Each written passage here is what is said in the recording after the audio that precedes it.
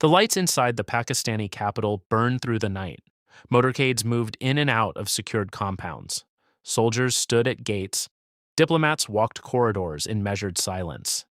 In Islamabad, on the 11th and 12th of April 2026, the highest-level direct talks between the United States and Iran since the Iranian Revolution of 1979 were underway.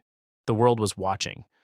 And when it was all over, the man who walked to the microphones carried no agreement in his hands. Vice President JD Vance arrived in Islamabad leading the American side alongside President Donald Trump's special envoy Steve Witkoff and the president's son-in-law Jared Kushner. The delegation was large. The American negotiating team numbered nearly 300 members, with National Security Advisor Andrew Baker and Asian Affairs Advisor Michael Vance also part of the broader group. This was not an informal gathering. This was the full weight of American diplomatic power pressing into a city that had agreed to host what no other capital on earth had managed to arrange. Pakistan did not arrive at this role by accident. Pakistani Prime Minister Shehbaz Sharif had played a key role in brokering a ceasefire that President Trump announced earlier in the week.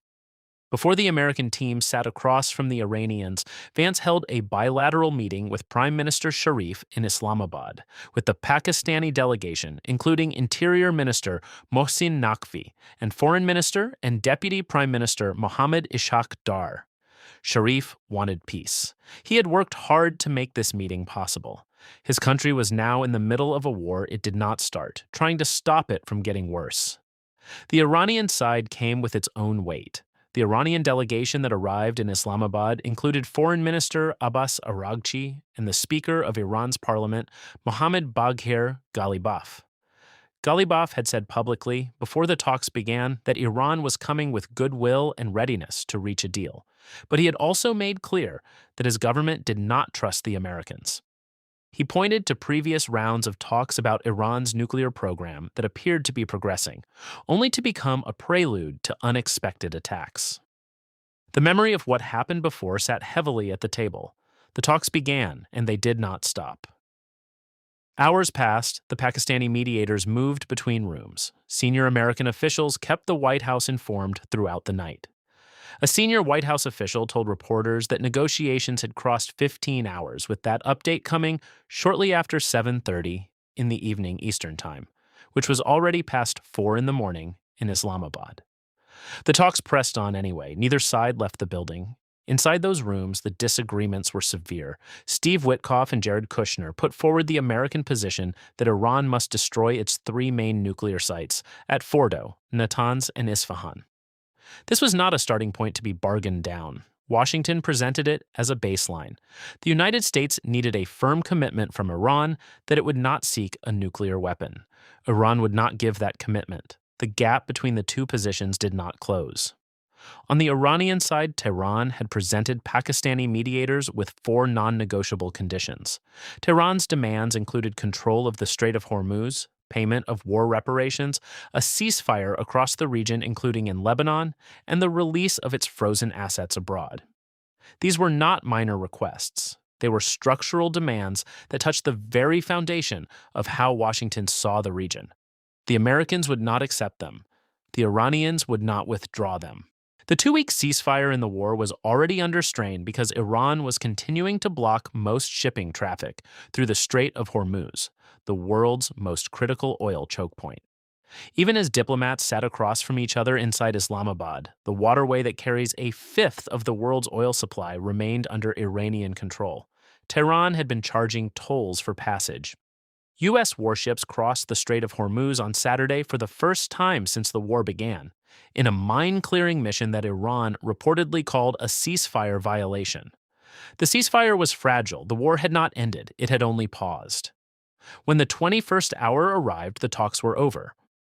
Vance walked out and said the direct talks were finished. He confirmed his group, which included Witkoff and Kushner, were returning to the United States without conducting a second session.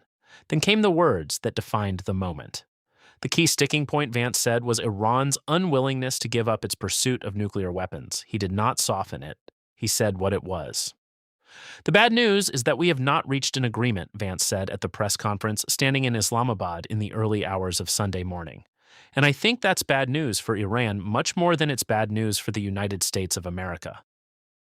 He said the American side had made its red lines clear, had stated what it was willing and unwilling to accommodate, and that Iran had chosen not to accept those terms. He described the discussions as substantive. He said the American team had been flexible. He said none of it was enough. He boarded Air Force Two and left behind what he called Washington's final and best offer, noting Tehran had not accepted it. The Iranian response came quickly. Parliamentary Speaker Mohammad Bagher Ghalibaf cited the failure of the American delegation to gain the trust of the Iranian delegation as the primary reason behind the inability to reach an agreement.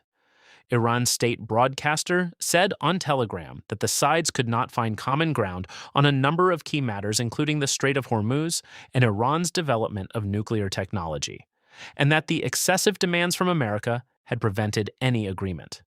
Each side had heard the other. Neither had moved.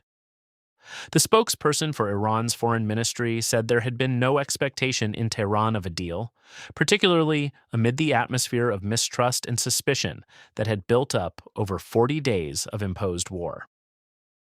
Iranian officials noted that contacts were expected to continue. It was a careful thing to say, leaving a door open without calling it a door.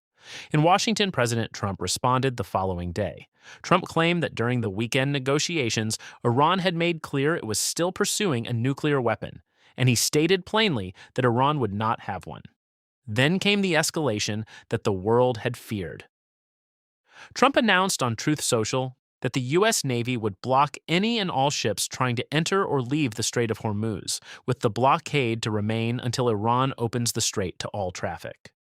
The blockade would only be enforced against vessels entering or departing Iranian ports or coastal areas, including all Iranian ports on the Arabian Gulf and Gulf of Oman.